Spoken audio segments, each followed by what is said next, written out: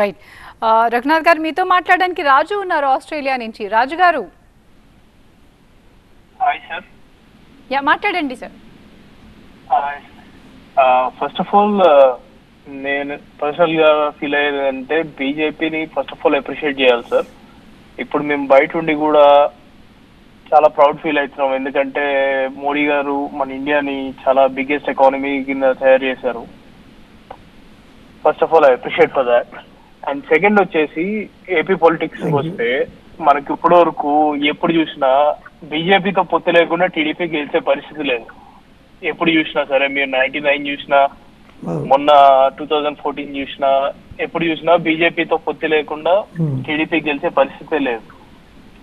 ప్రతిసారి ఎలక్షన్ మళ్ళా next election వచ్చినప్పటికి బీజేపీని బ్లేమ్ చేసి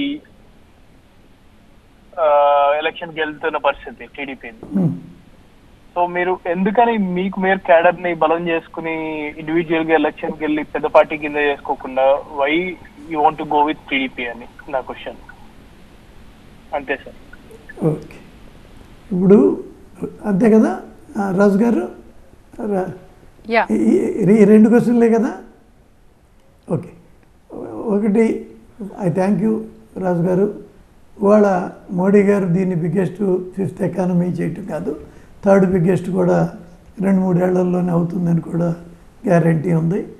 అది అంతకన్నా ఇవాళ బీజేపీని ప్రపంచ దేశాలన్నీ ఒక బలీయమైన శక్తిగా చూస్తున్నాయి.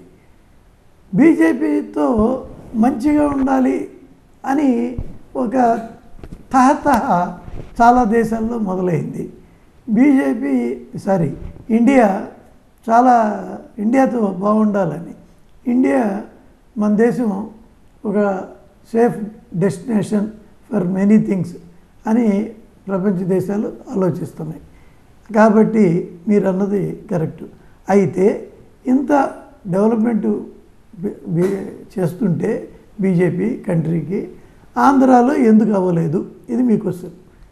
ఒకప్పుడు బీజేపీ కేవలం 2-3 రాష్ట్రాలు 3-4 రాష్ట్రాల్లో ఉత్తరాదిన ఉండేది. కానీ ఇవాళ కేవలం 3-4 రాష్ట్రాల్లో మాత్రమే లేదు. ఆ 3-4 రాష్ట్రాలు ఏంటంటే, 1 ఆంధ్ర, 2 కేరళ, 3 తమిళనాడు, 4 పంజాబ్.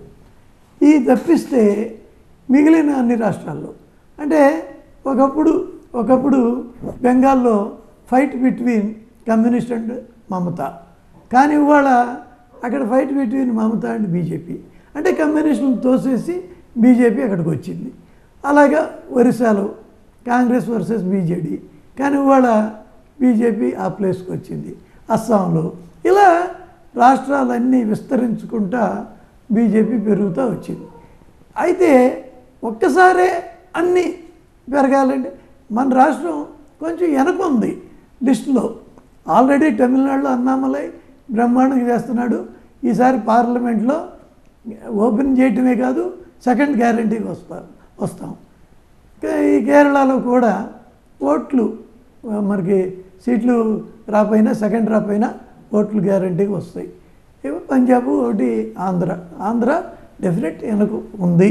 దానికి ఎన్నో కారణాలు ఉంటాయి. దీని మీద ఇన్ని అయిపోయినాక మన పక్కన ఉన్న తెలంగాణలో కూడా డెఫినెట్గా భవిష్యత్తులో కాంగ్రెస్ వర్సెస్ బీజేపీ అవుతుంది, బీఆర్ఎస్ పోతుంది.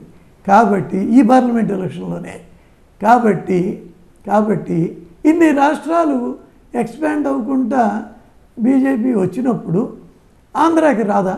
వస్తుంది, మ్యాటర్ ఆఫ్ టైం. నేను వాళ్ళతో 69 ఏళ్ళు 100% నా లైఫ్లోనే చూస్తాను.